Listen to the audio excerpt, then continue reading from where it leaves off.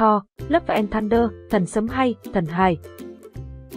Phần thứ 4 của Thần Sấm Thor trong vũ trụ điện ảnh Marvel mất điểm với khán giả khi lạm dụng chiêu trò chọc cười dù rằng có những điểm sáng đáng ghi nhận trong nội dung.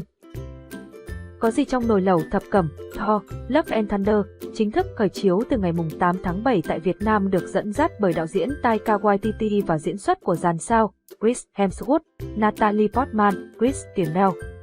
Vẫn là câu chuyện người hùng tiêu diệt kẻ ác nhưng tác phẩm điện ảnh này được ví như nồi lẩu thập cẩm, đậm chất giải trí, pha trộn nhiều thể loại, từ hành động siêu anh hùng, phiêu lưu thần thoại cho đến tình cảm lãng mạn và không thiếu sự hài hước đặc trưng.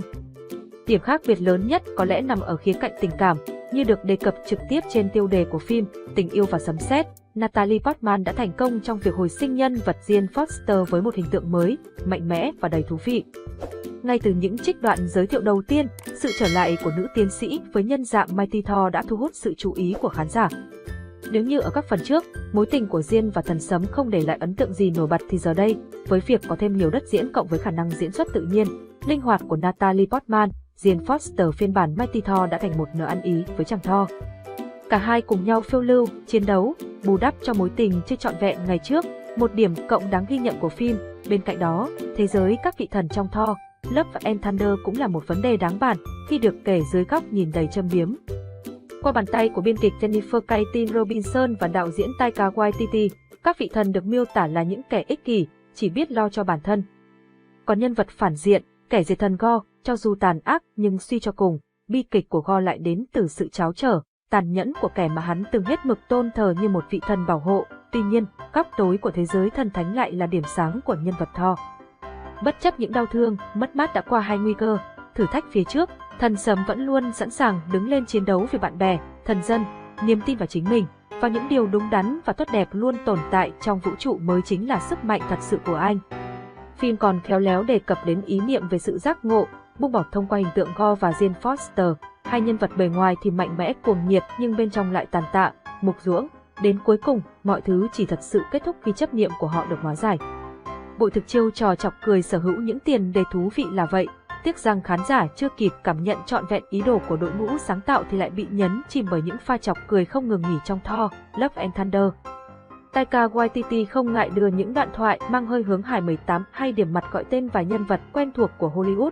Tuy nhiên, việc cài cắm các chi tiết hài trong hầu hết câu thoại của các nhân vật khiến cho mạch cảm xúc của phim trở nên bất ổn.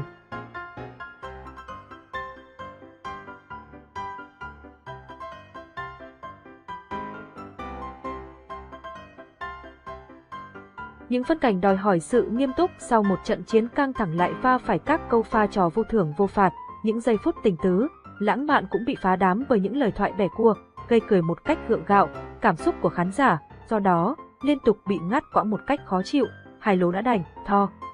Love and Thunder còn mất điểm khi nhiều sự kiện, diễn biến trong phim, thậm chí là các tuyến nhân vật được xây dựng khá qua loa, kém thuyết phục. Thor sau khi được nâng cấp thành thần sấm ở phần 3 thì giờ đây lại trở về là một thần búa, phụ thuộc vào binh khí khi chiến đấu.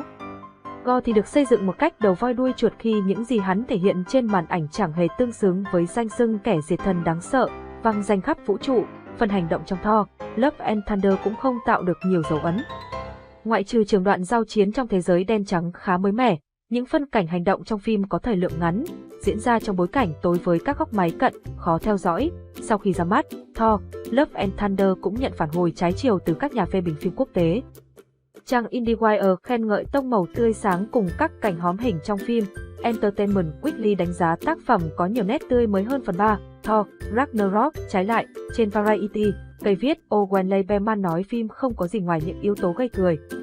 Hầu hết bình luận khen diễn xuất của Christian Bale và Natalie Portman, song đều cho rằng họ còn ít đất diễn. Thor, Love and Thunder hiện có điểm số 68% trên Rotten Tomatoes và 57/100 trên Metacritic, xếp hạng trung bình khá. Sau cuối tuần công chiếu, Thor, Love and Thunder đã mang về 140 bát rượu USD tại Bắc Mỹ và 159 triệu USD từ 47 thị trường quốc tế, nâng tổng doanh thu toàn cầu lên con số 300 triệu USD. Tại Việt Nam, Thor, Love and Thunder thu về hơn 57 tỷ đồng doanh thu sau 4 ngày mở bán. Đây là doanh thu mở màn cao thứ hai trong năm 2022 sau Doctor Strange 2.